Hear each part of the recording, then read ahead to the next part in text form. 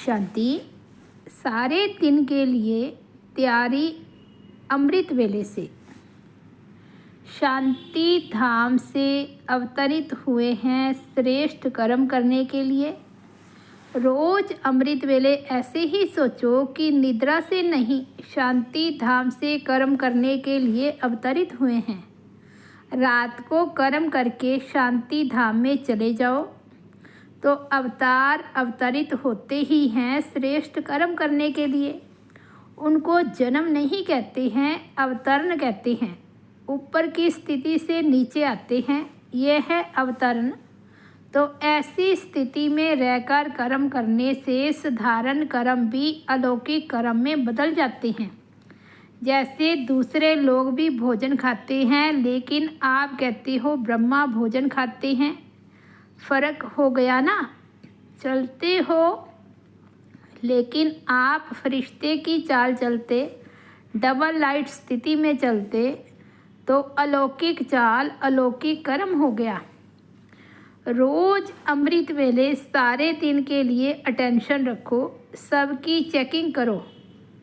सदा अनुभव करते हो कि हमारा आत्मिक स्वरूप का सितारा चमक रहा है। सदा चमकता है व कभी कभी चमकता है।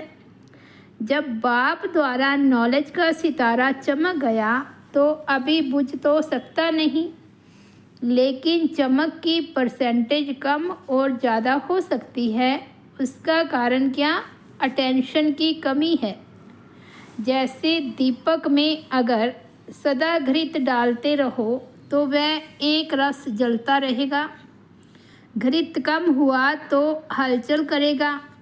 ऐसे अटेंशन कम हो जाता है तो परसेंटेज की चमक भी कम हो जाती।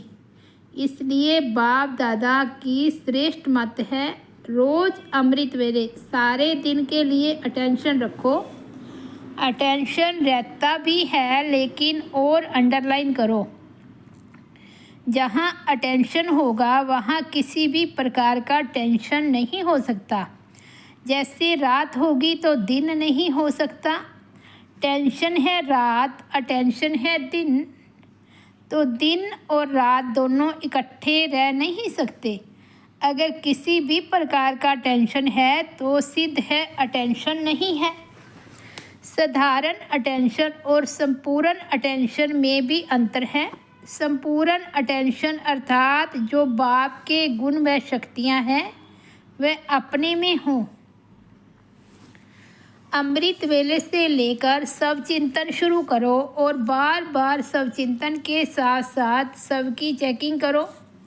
चेकिंग नहीं करते, चिंतन करते। इसको एक दृढ़ संकल्प की रीति से अपने जीवन का निजी कार्य नहीं बनाते, इसलिए अलबेलापन आता है। जैसे भोजन खाना एक निजी कार्य है ना, वे कभी भूलते हो क्या? आराम करना ये निजी कार्य है ना।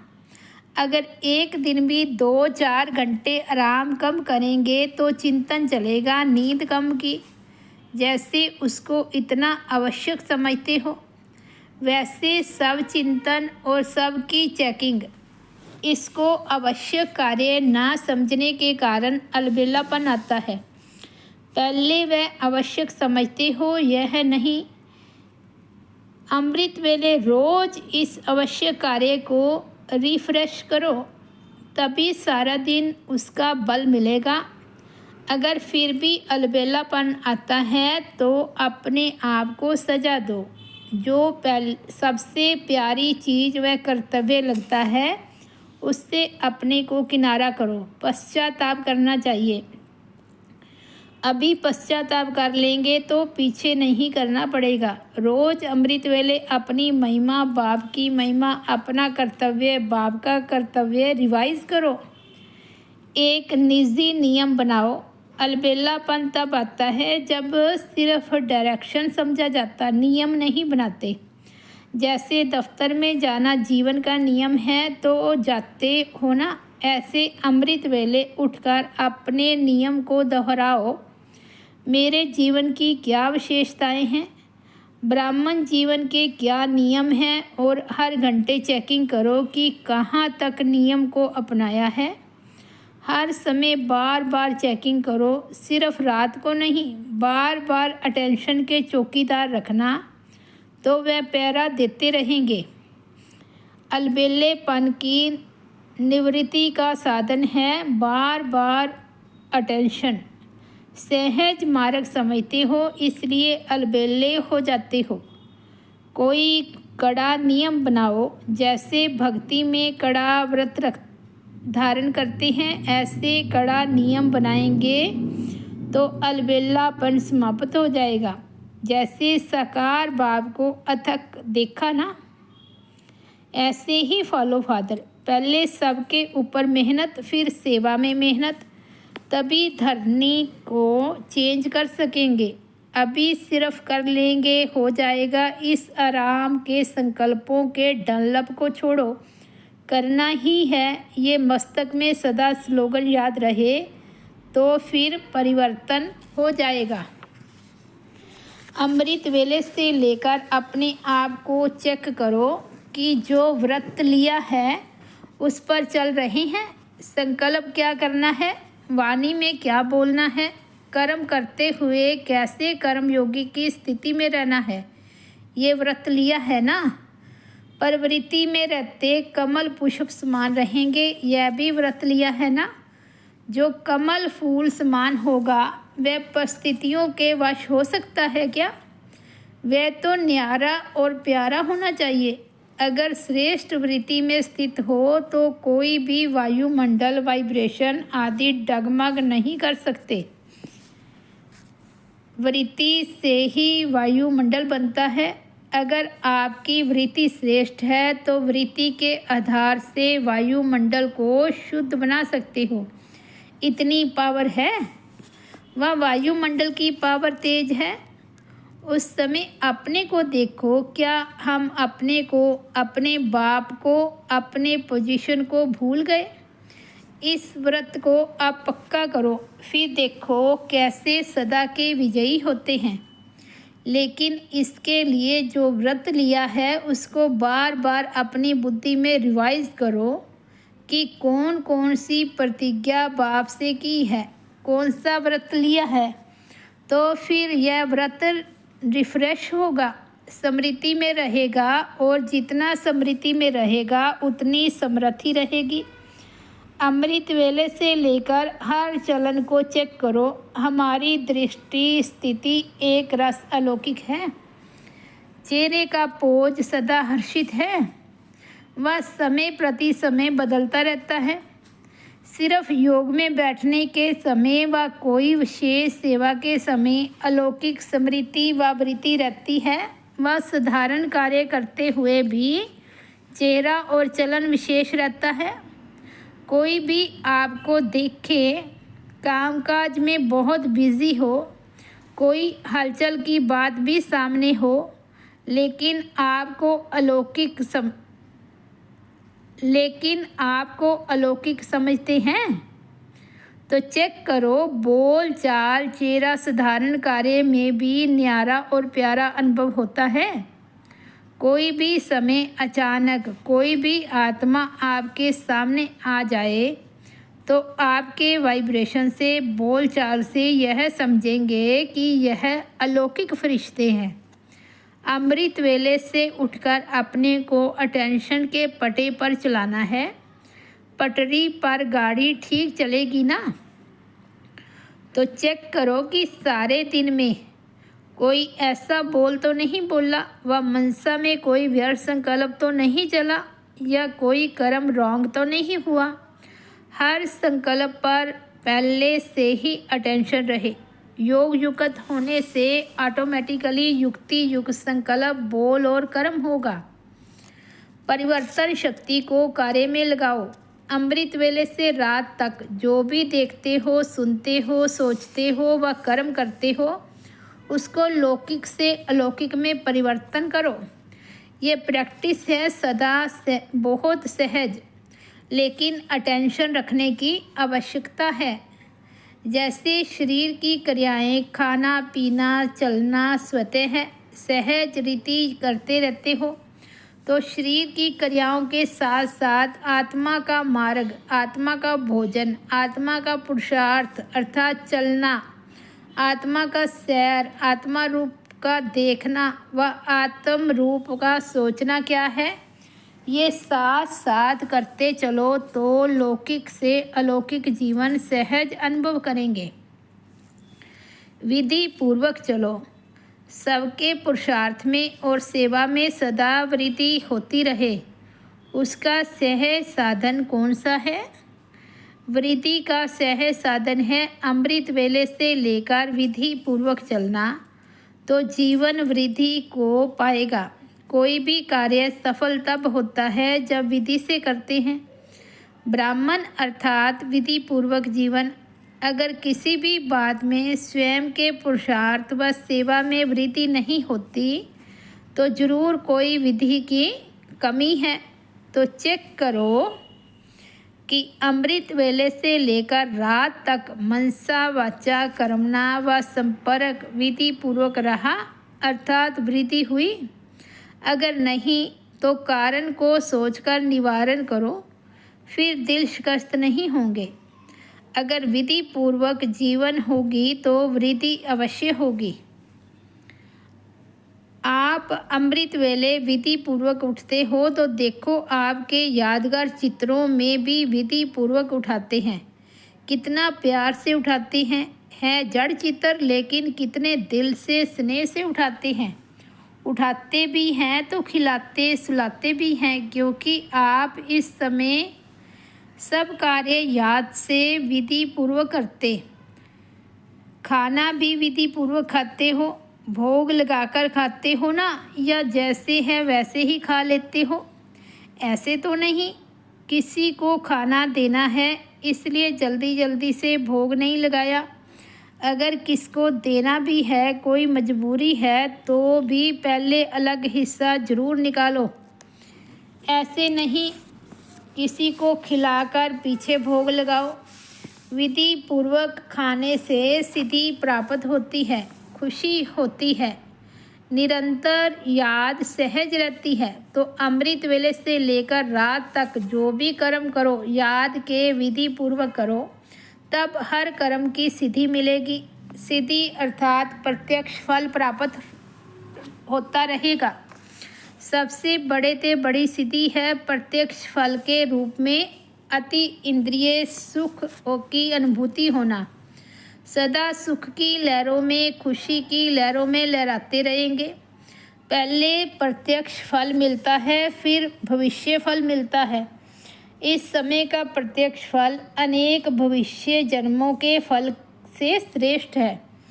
अगर अभी प्रत्यक्ष फल नहीं खाया तो सारे कल्प में कभी भी प्रत्यक्ष फल नहीं मिलेगा। अभी अभी किया, अभी अभी मिला, इसको कहते हैं प्रत्यक्ष फल। यह वरदान की विशेषता है कि वरदानी को कभी मेहनत नहीं करनी पड़ती। जब भगत आत्माएं भी मेहनत कर थक जाती तो बाप से वरदान ही मांगती है। आपके पास भी जब लोग आते हैं योग लगाने की मेहनत नहीं करने चाहते तो क्या भाषा बोलते हैं? कहती हैं सिर्फ हमें वरदान दे दो, माथे पर हाथ रख दो। आप ब्राह्मण बच्चों के ऊपर वरदाता बाप का हाथ सदा है। श्रेष्ठ मत ही हाथ है। स्थूल हाथ तो 24 घंटे नहीं रखेंगे ना। यह बाप के श्रेष्ठ मत का वरदान रूपी हाथ सदा बच्चों के ऊपर है। अमृत वेले से लेकर रात को सोने तक हर श्वास के लिए, हर संकल्प के लिए, हर कर्म के लिए श्रेष्ठ मत का हाथ है ही। इसी वरदान को विधि पूर्वक चलाते चलो तो कभी भी मेहनत नहीं करनी पड़ेगी। मर्यादाओं का पालन करो। अमृत वेले से लेकर रात तक की मर्यादा पूर्वक जीवन को अच्छी तरह से जानते हो। उसी प्रमाण चलना, यही पुरुषोत्तम बनना है। जब नाम ही है पुरुषोत्तम अर्थात सर्वसाधारण पुरुषों से उत्तम, तो चेक करो कि हम श्रेष्ठ आत्माओं की पहली मुख्य बात स्मृति उत्तम है। स्मृति उत्तम है तो वृत्ति और दृष्टि स्थिति स्वतः ही श्रेष्ठ है। स्मृति की मर्यादा को जानते हो। मैं भी श्रेष्ठ आत्मा और सर्व भी एक भाव की श्रेष्ठ आत्माएं हैं। वैरायटी आत्माएं वैरायटी पार्ट बजाने वाली हैं। यह पहला पाठ नेचुरल रूप में स्मृति स्वरूप में रहे।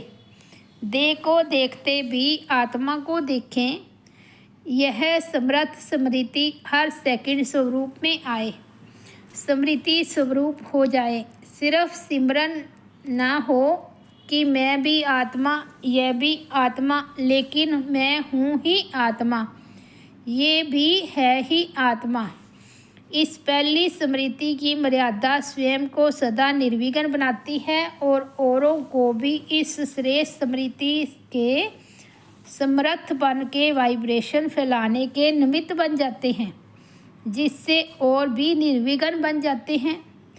बाप दादा आज अमृत वेले चारों ओर के बच्चों की प्योरिटी की पर्सनालिटी चेक कर रहे थे।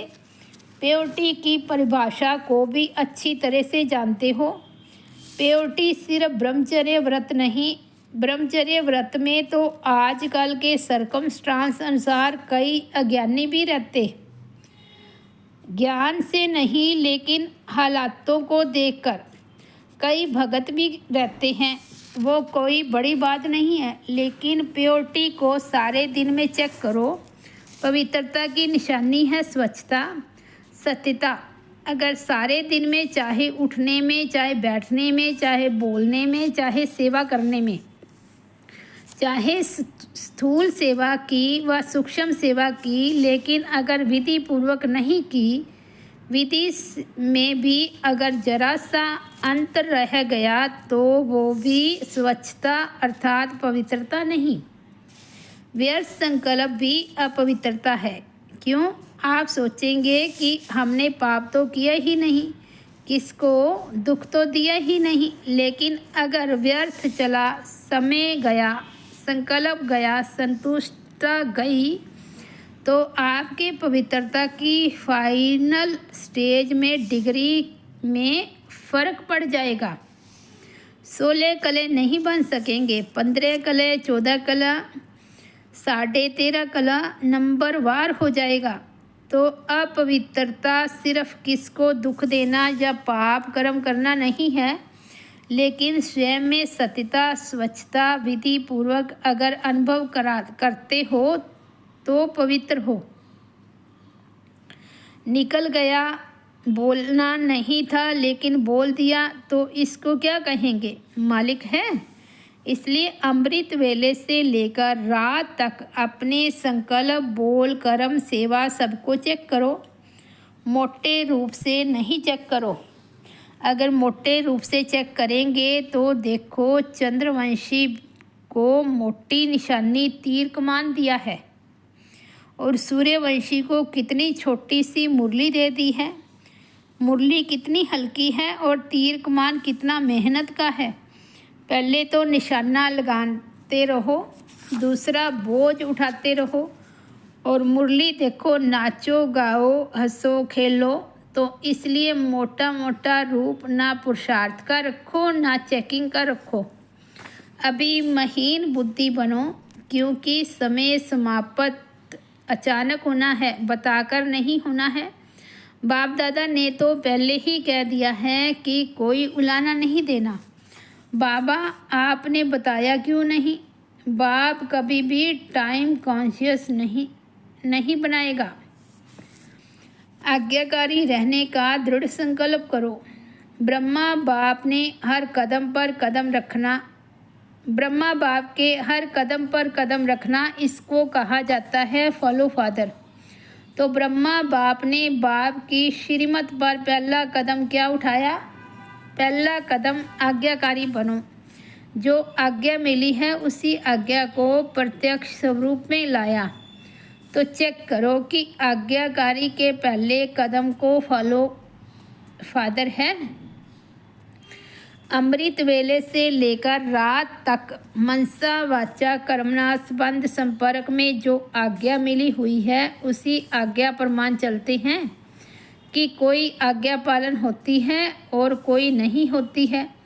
संकल्प भी आज्ञा प्रमाण है कि मिक्स है। अगर मिक्स है तो फुल आज्ञाकारी हैं या अधूरे आज्ञाकारी।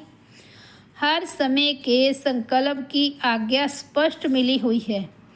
अमृत वेले क्या संकल्प करना है यह भी स्पष्ट है ना। तो फॉलो करते हो कि कभी परम धाम में चले जाते हो और कभी निद्रा लोक में चले जाते हो। हर कर्म में हर समय कदम पर कदम ही है। बाप का कदम एक और बच्चे का कदम दूसरा हो तो उसे आज्ञाकारी नहीं कहेंगे ना।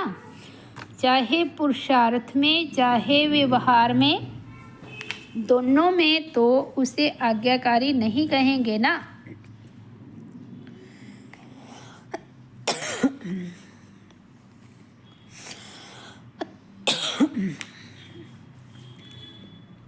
दोनों में जो जैसी आज्ञा है वैसे आज्ञा का पालन करना, इसकी परसेंटेज चेक करो। चेक करना आता है तो पहला कदम आज्ञाकारी बनो। आज्ञाकारी को सदैव बाप की दुआएं स्वतः मिलती हैं और साथ साथ ब्राह्मण परिवार की भी दुआएं हैं। तो चेक करो कि जो भी संकल्प किया, चाहे सबके प्रति, चाहे सेवा के प्रति, चाहे स्थूल कर्म के प्रति व अन्य आत्माओं के प्रति, उसमें सबकी दुआएं मिली। क्योंकि आज्ञाकारी बनने से सर्व की दुआएं मिलती है और यदि दुआएं मिल रही है तो उसकी निशानी है दुआओं के प्रभाव से दिल सदा संतुष्ट रहेगा, मन संतुष्ट रहेगा।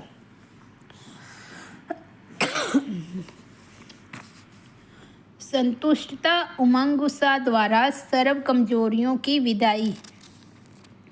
दृढ़ उमंग उत्साह द्वारा सर्व कमजोरियों की विदाई।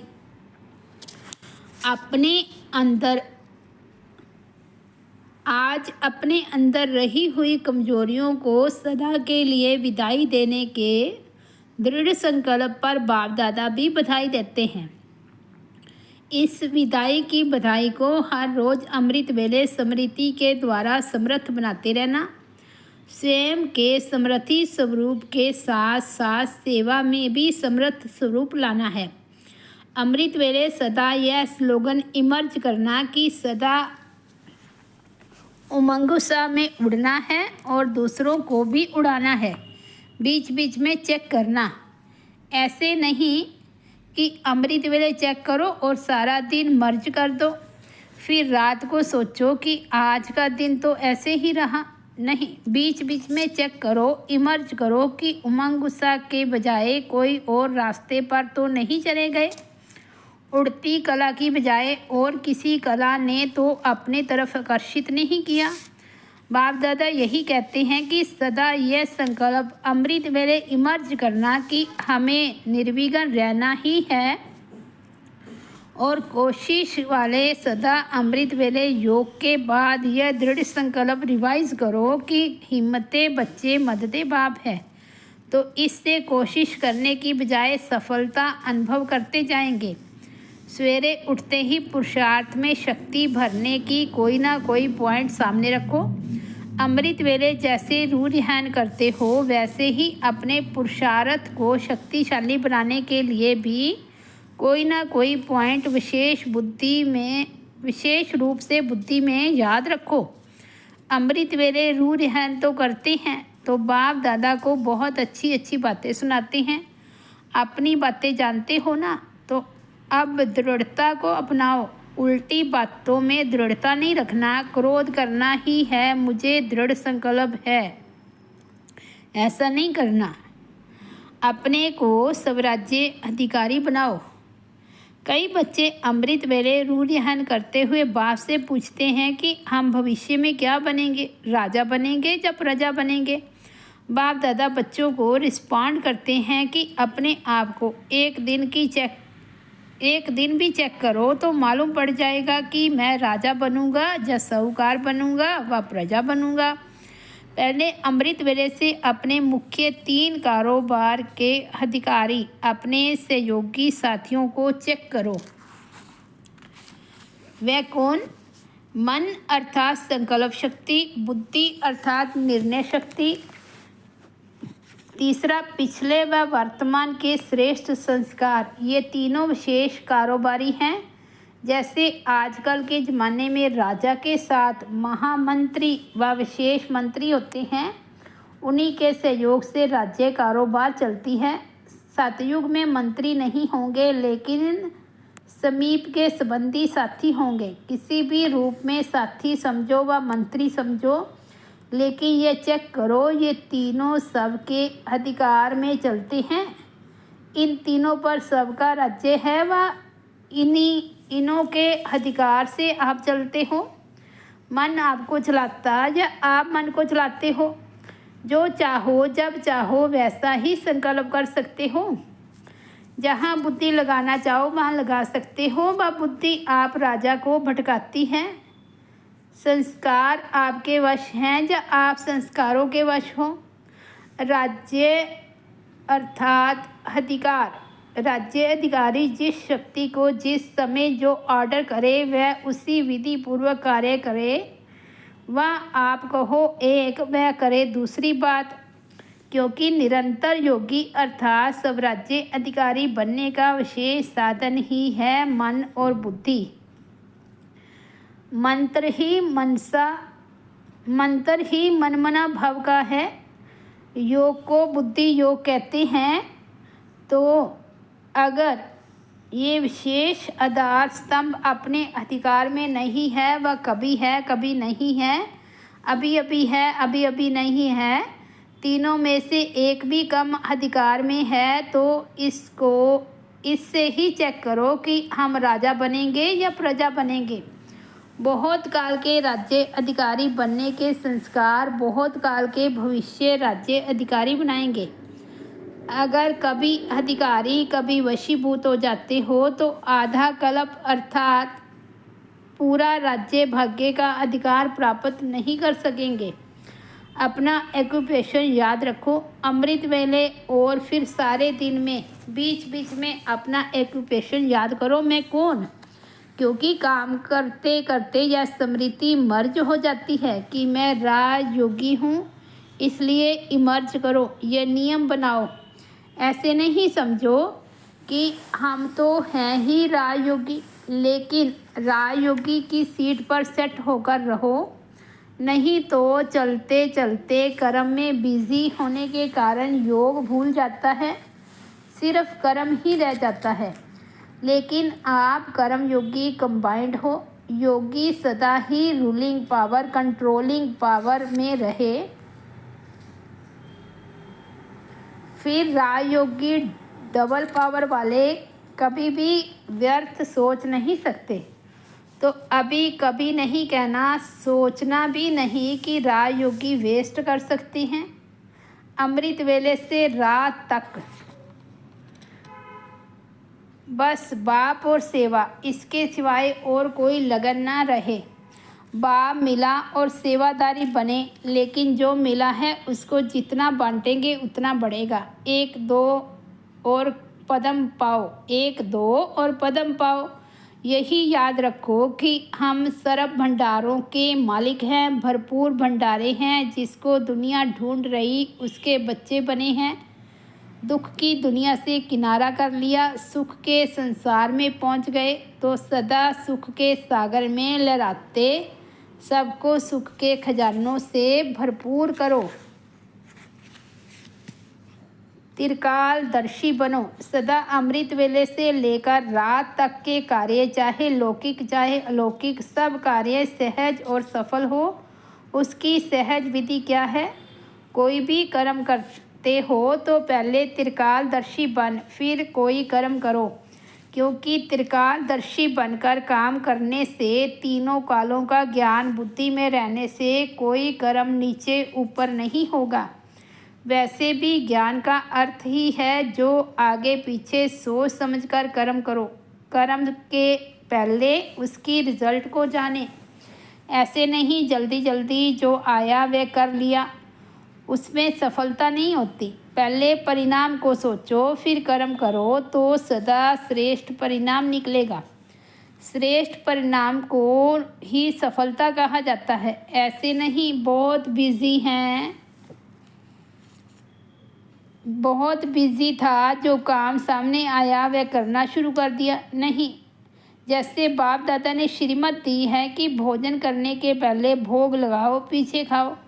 भोग लगाने का कर्म अगर नहीं करते और जल्दी जल्दी में खा लिया तो परिणाम क्या होगा? याद भूलने से जो ब्रह्मा भोजन का अन्न का मन पर प्रभाव पड़ना चाहिए वह नहीं होगा। एक तो प्रभाव नहीं पड़ेगा और दूसरा बाप की श्रीमत न मानने का नुकसान होगा, क्योंकि अवज्ञा हो गई ना, उसका भी उल्टा फल मिलता है। अगर कर्म करने के पहले यह आदत पड़ जाए कि पहले तीनों काल सोचना है, त्रिकालदर्शी स्थिति में स्थित होकर फिर कर्म करो, तो कोई भी कर्म व्यर्थ नहीं होगा, साधारण नहीं होगा। लौकिक में भी सफलता प्राप्त करेंगे और अलौकिक में भी सफलता ही सफलता है। तो त्रिकालदर्शी की स्मृति के स्थिति रूप तख्त पर बैठो, फिर निर्णय करो कि क्या करना है, क्या नहीं करना है, कैसे करना है। फिर कोई भी कर्म फल नहीं देवे, ये हो नहीं सकता। बीज अगर शक्तिशाली होगा तो फल अवश्य मिलेगा, लेकिन जल्दी जल्दी में कमज़ोर कर्म करते हो तो फल भी थोड़ा बहुत मिल जाता है। जितना मिलना चाहिए उतना नहीं मिलता, जितना चाहते हो उतना नहीं मिलता। तो हर कर्म की सफलता का आधार है त्रिकालदर्शी स्थिति। ऐसे नहीं सिर्फ याद रखो कि मास्टर त्रिकालदर्शी हूँ और कर्म करने के समय भूल जाओ। इसे यूज़ करना। इस अभ्यास में कभी भी अलबेले नहीं बनो। यह अभ्यास करो, क्योंकि 21 जन्म के लिए जमा करना है। एक जन्म में 21 जन्म का जमा करना है, तो कितना अटेंशन देना पड़ेगा। टेंशन नहीं, लेकिन सदा अटेंशन रखो। अलबेलेपन का अब परिवर्तन करो। दाता दे रहा है तो पूरा लो, देने वाला दे और लेने वाला थोड़ा लेकर खुश हो जाए तो रिज़ल्ट क्या होगी? फिर नहीं मिलेगा। इसलिए पूरा अटेंशन दो। आत्मा के लिए टाइम टेबल बनाओ। आज समर्थ बाप अपने चारों ओर के मास्टर समर्थ बच्चों को देख रहे हैं। एक है सदा समर्थ और दूसरे हैं कभी समर्थ, कभी व्यर्थ की तरफ न चाहते भी आकर्षित हो जाते। लेकिन जहाँ समर्थ स्थिति है वहाँ व्यर्थ हो नहीं सकता। संकल्प भी व्यर्थ नहीं उत्पन्न हो सकता। बाप दादा देख रहे थे कि कई बच्चों की अब तक भी बाप के आगे फरियाद है कि कभी कभी व्यर्थ संकल्प याद को फरियाद के में बदल देते हैं। चाहते नहीं हैं लेकिन आ जाते हैं। विकल्पों की स्टेज को तो माइनॉरिटी समय तक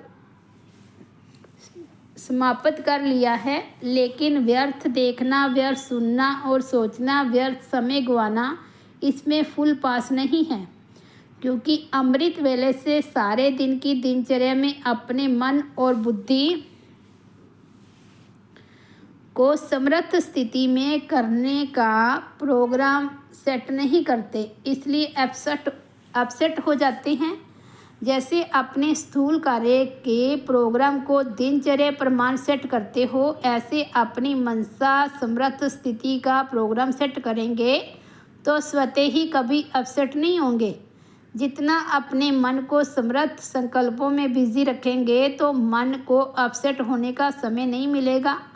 आजकल की दुनिया में बड़ी पोजीशन वाले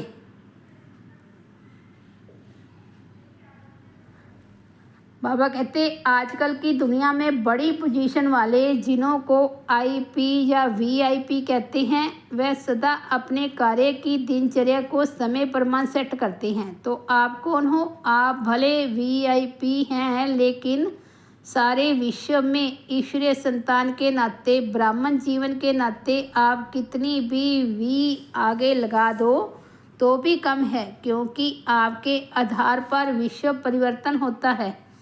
आप विश्व के नव निर्माण के आधार मूर्त हो, बेहद के ड्रामा के अंदर हीरो एक्टर हो और हीरे तुल्य जीवन वाले हो। तो कितने बड़े हुए। यह शुद्ध नशा समर्थ बनाता है और देह अभिमान का नशा नीचे ले आता है। आपका आत्मिक रूहानी नशा है, इसलिए नीचे नहीं ले आता, सदा ऊंची उड़ती कला की ओर ले जाता है। तो व्यर्थ की तरफ आकर्षित होने का कारण है अपने मन बुद्धि की दिनचर्या सेट नहीं करते हो। मन को बिजी रखने की कला संपूर्ण रीति से सदा यूज नहीं करते हो। दूसरी बात, बाप दादा ने अमृत वेले से लेकर रात के सोने तक मनसा वाचा कर्मणा और संबंध संपर्क में कैसे चलना है व रहना है, सबके लिए श्रीमत अर्थात आज्ञा दी हुई है। एक छोटी अवज्ञा, अमृत वेले का नियम आधा पालन करते हो, उठ करके बैठ तो जाते हो, लेकिन जैसे बाप की आज्ञा है उस विधि से स्थिति को प्राप्त करते हो, शक्तिशाली स्थिति होती है। स्वीट साइलेंस के साथ साथ निद्रा की साइलेंस भी मिक्स हो जाती है। बाप दादा अगर हर एक को अपने सप्ताह की टीवी दिखाए तो बहुत मज़ा देखने में आएगा। तो आधी आज्ञा मानते हो, नेमी नाथ बनते हो, लेकिन सिद्धि स्वरूप नहीं बनते हो। इसको क्या कहेंगे? ऐसी छोटी छोटी अवज्ञाएं हैं। जैसे आज्ञा है किसी भी आत्मा को ना दुख दो ना दुख लो, इसमें भी दुख देते नहीं हो लेकिन ले लेते हो ना। व्यर्थ संकल्प चलने का कारण ही यह है। व्यर्थ देख लिया, सुन लिया तो दुखी हुए। सुनी हुई बात न चाहते भी मन में चलती है। ये क्यों कहा, ये ठीक नहीं कहा, ये नहीं होना चाहिए। व्यर्थ सुनने देखने की आदत मन को 63 जन्मों से है, इसलिए अभी भी उस तरफ आकर्षित हो जाते हो। छोटी छोटी अवज्ञाएं मन को भारी बना देती है और भारी होने के कारण ऊंची स्थिति की तरफ उड़ नहीं सकते। तो यह बहुत गुह्य गति है। जैसे पिछले जन्मों के पाप कर्म बोझ के कारण आत्मा को उड़ने नहीं देते, ऐसे इस जन्म की छोटी छोटी अवज्ञाओं का बोझ जैसी स्थिति चाहते हो वह अनुभव करने नहीं देती। आप हरेक अमृत वेले से ही अपना टाइम टेबल बनाओ कि आज के दिन क्या क्या करना है। जैसे शारीरिक कार्य का टाइम टेबल बना है, वैसे आत्मा के उन्नति का भी टाइम टेबल बनाओ। समझा? इसमें अटेंशन और चेकिंग कम है। अब ऐसा टाइम टेबल बनाओ। अमृत वेले अपने पुरुषार्थ की उन्नति का प्लान सेट करना है कि आज किस विषय पर व किस कमजोरी पर विशेष अटेंशन देकर इसकी परसेंटेज बढ़ाएं। हर एक अपनी हिम्मत के अनुसार वह प्लान बुद्धि में रखे कि आज के दिन में क्या प्रैक्टिकल में लाएंगे और कितनी परसेंटेज तक इस बात को पुरुषार्थ में लाएंगे। अपनी दिनचर्या के साथ ये सेट करो और फिर रात को ये चेक करो कि अपनी सेट की हुई पॉइंट को कहाँ तक प्रैक्टिकल में और कितनी परसेंटेज तक धारण कर सके। यदि नहीं कर सके तो उसका कारण, और किया तो किस किस विशेष युक्ति से अपने में उन्नति का अनुभव किया, ये दोनों रिजल्ट सामने लानी चाहिए। और अगर देखते हो कि जो आज का लक्ष्य रखा था उसमें उतनी सफलता नहीं हुई व जितना प्लान बनाया उतना प्रैक्टिकल नहीं हो पाया, तो उसको छोड़ नहीं देना चाहिए। हर कर्म में अपनी स्टेज शक्तिशाली है या नहीं यह चेक करो। स्वयं पावरफुल बनो। उसके लिए अमृत वेले से लेकर हर कर्म में अपनी स्टेज शक्तिशाली है या नहीं उसकी चेकिंग के ऊपर और थोड़ा विशेष अटेंशन दो। दूसरों की सेवा में या सेवा के प्लान्स में बिजी होने से अपनी स्थिति में कहाँ कहाँ हल्कापन आ जाता है, इसलिए यह वातावरण शक्तिशाली नहीं होता। सेवा होती है लेकिन वातावरण शक्तिशाली नहीं होता है। इसके लिए अपने ऊपर विशेष अटेंशन रखना पड़े। कर्म और योग। कर्म के साथ शक्तिशाली स्टेज इस बैलेंस की थोड़ी कमी है। सिर्फ सेवा में बिजी होने के कारण सबकी स्थिति शक्तिशाली नहीं रहती। जितना समय सेवा में देते हो, जितना तन मन धन सेवा में लगाते हो, उसी प्रमाण 1 का लाख गुना जो मिलना चाहिए वह नहीं मिलता है। इसका कारण है कर्म और योग का बैलेंस नहीं है। जैसे सेवा के प्लान बनाते हो, पर्चे छपाते हो, टीवी रेडियो में प्रोग्राम देते हो, जैसे वह बाहर के साधन बनाते हो, वैसे पहले अपनी मनसा शक्तिशाली का विशेष साधन होना चाहिए। ये अटेंशन कम है, फिर कह देते हो बिजी रहे इसलिए थोड़ा सा मिस हो गया, फिर डबल फ़ायदा नहीं हो सकता। दुआएं दो, दुआएं लो। दुआएं किसको मिलती है? जो संतुष्ट रह, सबको संतुष्ट करे। जहाँ संतुष्टता होगी वहाँ दुआएं होगी। और कुछ भी नहीं आता है, कोई बात नहीं। भाषण नहीं करना आता, कोई बात नहीं। सर्व गुण धारण करने में मेहनत लगती है, सर्व शक्तियों को कंट्रोल करने में मेहनत लगती है, उसको भी छोड़ दो। लेकिन एक बात ये धारण करो, दुआएं सबको देनी है और दुआएं लेनी है। इसमें कोई मेहनत नहीं करनी पड़ेगी, करके देखो। एक दिन अमृत वेले से लेकर रात तक यही कार्य करो। दुआएं देनी है, दुआएं लेनी है। फिर रात को चार्ट चेक करो, सहज पुरुषार्थ रहा या मेहनत रही। और कुछ भी नहीं करो, लेकिन दुआएं दो और दुआएं लो। इसमें सब आ जाएगा। दिव्य गुण शक्तियाँ आपे ही आ जाएंगी। कोई आपको दुख दे तो भी आपको दुआएं देनी है, तो सहज शक्ति सामने समाने की शक्ति स्वतः ही आ जाएगी। तो सहन शक्ति और समाने की शक्ति स्वतः ही आ जाएगी। अच्छा, ओम शांति।